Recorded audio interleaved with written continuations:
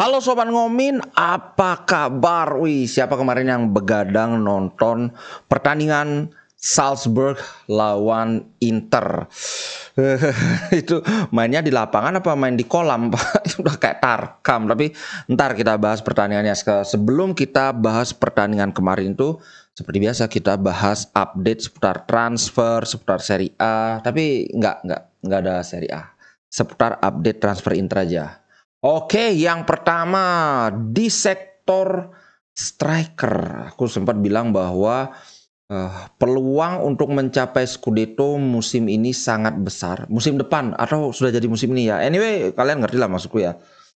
Asalkan syaratnya satu, Inter dapat satu striker top. Nah, top ini bukan dalam artian yang sekelas Haaland. Oke, kita ini aja tahu diri aja lah. At least striker yang benar-benar bintang 5 lah. Misalnya kayak Taremi itu kan udah masuk bintang 5.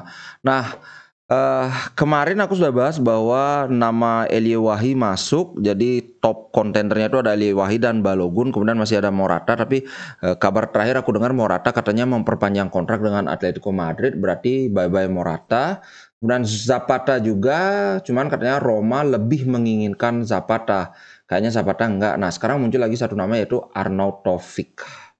Arnautovic dia punya semua hal yang diperlukan Inter. Dulu dia memang tidak sanggup bersaing di Inter sehingga akhirnya dilepas. Tapi sekarang sebagai striker rotasi aku melihat ini lumayan. Jangan lupa dia juga yang menggagalkan Inter Scudetto 2 musim lalu kalau kawan-kawan ingat waktu kita lawan Bolonya itu kan.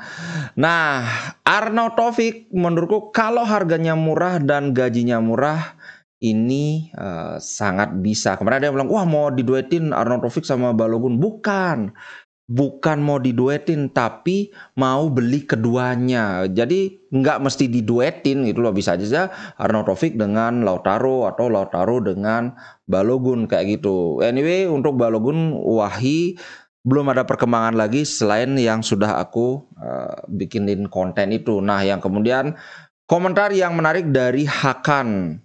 Kami ingin menghindari kesalahan di musim lalu. Nah, apa maksudnya?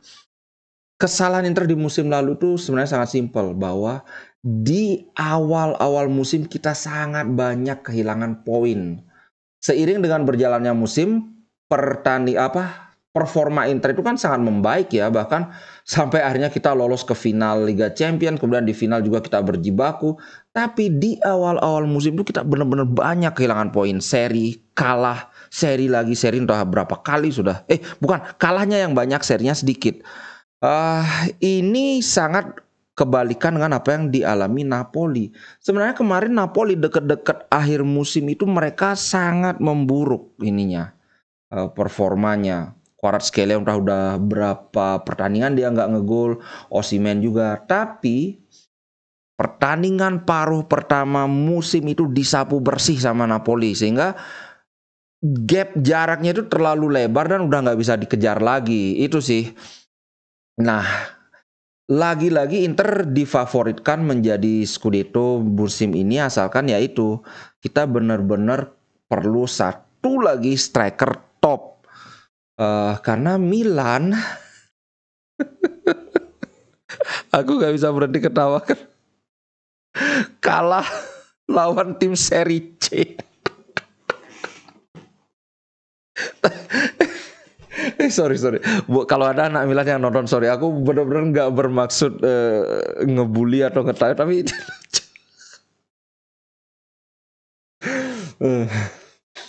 tapi at least kan pertandingannya tidak disiarkan kemana-mana kan, itu pertandingan di ruangan tertutup. Oke, lanjut. Kita nggak mau aku sudah bilang di awal bahwa kita hanya mau bahas Inter saat ini. Oke, itu yang dibilang soal oleh Hakan ya. Juventus tidak terlalu baik kelihatannya, kemudian Milan juga tidak terlalu bagus. Napoli aku belum tahu. Jadi ya peluang kita memang sangat terbuka untuk dapetin bintang 2. Syaratnya satu, kita harus dapet striker yang top. Oke. Nah, kemarin aku sudah bilang Samardzic itu gampang, bukan gampang ya, sudah aman. Nah, Samardzic sudah tiba di Inter Milan nih. Upon arriving at Inter Milan, I'm very happy. Wah, Oke, kawan-kawan pasti kayaknya lumayan hype ngelihat Samardzic ya. Dari segi skill ini memang tidak bisa diragukan lagi. Dan ini yang bikin aku mikir bahwa kemarin kan ada yang bilang, "Bang, gimana katanya ada yang bilang, ada yang bahas di konten itu Kepren Thuram mau ke Inter." Ya kayaknya sih itu cuma gosip saja karena Kepren Thuram ini kan pemain tengah. Sedangkan pemain tengah kita udah banyak sekali ya, dari Hakan, kemudian Barella, kemudian siapa lagi? Sensi, Fratesi, kemudian ada 6 pokoknya aku hitung itu. Mkhitaryan, Fratesi siapa lagi? Pokoknya ada 6. Sorry kalau ada yang oh Aslani selalu Aslani ketinggalan. Nanti aku mau bahas soal Aslani saat membahas pertandingan persahabatan tadi pagi lawan Salzburg ya. Oke, itu soal gelandang. Jadi perkiraanku nggak mungkin kita akan ngambil Kepren Thuram. Walaupun misalnya Sensi nanti dijual, itu kan kita udah punya 5 pemain tengah. Belum lagi nanti ambil satu dari Primavera. Kemungkinannya kecil, apalagi Kepren Thuram ini bukan pemain yang murah. Itu sih menurutku ya. Tapi kita lihat aja nanti kalau perkembangannya semakin menguat ini, aku akan pasti ini kan kasih tahu. Oke. Next, Esposito itu selangkah lagi akan dipinjamkan ke Hellas Verona. Jadi jangan heran kenapa kemarin kok dikit banget dimainin. Karena ya memang Inzaghi menganggap ini belum siap. Tapi di sisi lain juga Inzaghi dan manajemen setuju bahwa ini anak bakatnya besar. Makanya ini di dry loan dia. Dipinjamkan tanpa ada embel-embel opsi membeli, tanpa ada embel-embel kewajiban membeli. Musim 2004-2005 atau musim depan lagi barulah akan jadi penentuan apakah dia akan masuk ke skuad inti Inter atau enggak, tergantung hasil di Verona. Nah, di Verona ini kan dia main di Serie A kan, di sana baru akan benar-benar dipantau sangat ketat. Kemudian Audero, sekarang Sommer kemarin memang kebobolan 3 gol, tapi menurutku kesalahan Sommer itu cuma di gol pertama aja, dia clearingnya nggak mau bagus, harusnya langsung disepak aja sama yang yang penalti itu. Tapi menurutku bukan salahnya juga sih, situasinya udah kayak gitu. Aku pikir terlalu tepat karena banyak bagusan Stankovic daripada Sommer. Hey, aku berkali-kali bilang bahwa menilai pemain itu nggak bisa hanya dari satu pertandingan. Mungkin Stankovic bagusan, mungkin nggak, tapi yang jelas kita nggak bisa dari satu pertandingan itu langsung bilang yang Sommer itu jelek, lebih jelek dari Stankovic. Apalagi dia juga membuat beberapa penyelamatan penting kan. Nah, yang kedua itu Audero. Audero ini hari ini adalah hari Kamis kan. Hari ini Audero dan Samardzic akan menjalani tes medis. Kalau Audero ini seperti yang aku bilang kemarin tuh Inter pinter dia. Stankovic dipinjemin, kemudian Audero dipinjam dengan hanya opsi membeli, bukan kewajiban membeli. Jadi sambil lihat nih, gimana Audero bermain di musim depan ini. Kalau dia bagus ya udah dipermanenkan, itu pun hanya 7 juta. Ini sangat murah sih menurutku, tapi ya ada rupa, ada harga kayak gitu. Kalau ternyata dia nggak terlalu bagus ya udah tinggal balikin aja. Menurutku kawan-kawan nggak usah ngeributin, gimana kan viral itu video fotonya Audero bahwa waktu dia kan asalnya dari Akademi Juventus kan, Inter merdalah dia berfoto sama, nggak usah, namanya pemain muda itu pasti ngomongnya nggak terkontrol, dia belum tahu nanti di masa depan akan terjadi apa. Nggak usah, yang penting dia main bagus apa enggak. Sama kayak Cuadrado, dulu dia nyebelin, itu so what gitu loh. Yang penting sekarang dia main bagus apa enggak gitu aja. Alright, kemudian kabar bagus untuk Barella. Kemarin sempat aku singgung dikit bahwa manajemen Inter akan menyodorkan kontrak baru terhadap Barella karena peminatnya banyak banget PSG. Kemudian kemarin juga Newcastle nawar, cuman ya nawarnya keterlaluan, ya langsung ditolak. 50 juta enak aja. Sekelas Tonali 70 juta, Barella 50. Kalau Tonali 70, Barella itu minimal 80. Karena sekali lagi aku ngomongkan, kan Barella kemarin nggak terlalu bagus mainnya. Iya Kemarin tuh kondisinya masih precision, masih lapangannya kayak kolam dan sebagainya. Tapi lihat gimana Barella main musim lalu.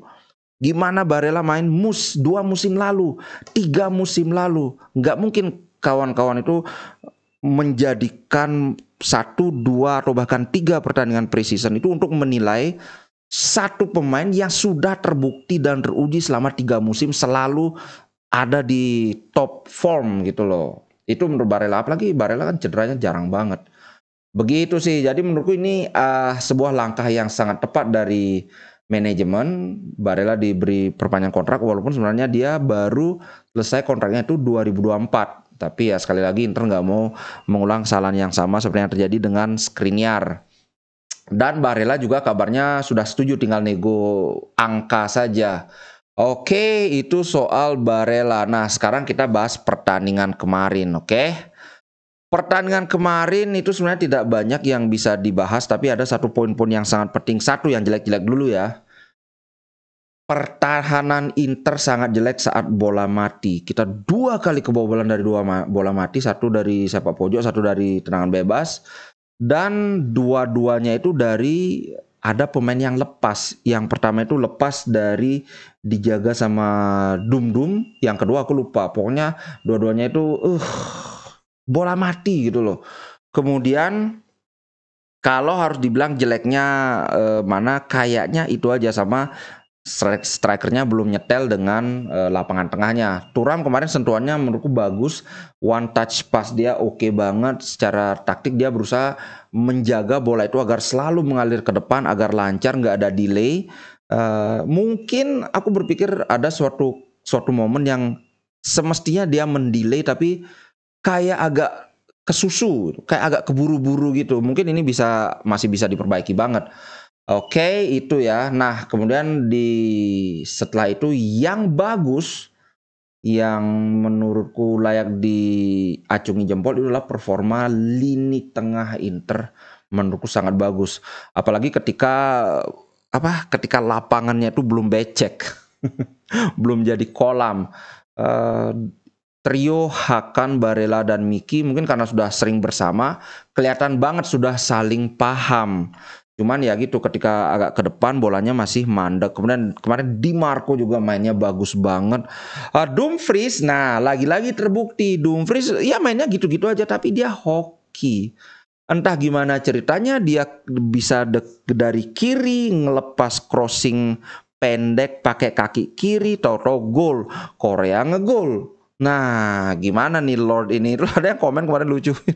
Itu hokinya buat 2 musim udah habis buat kemarin ngegol 1 itu. Terus terang secara umum memang Korea jelek mainnya. Banyak kehilangan bola, kemudian dribblenya banyak gagal.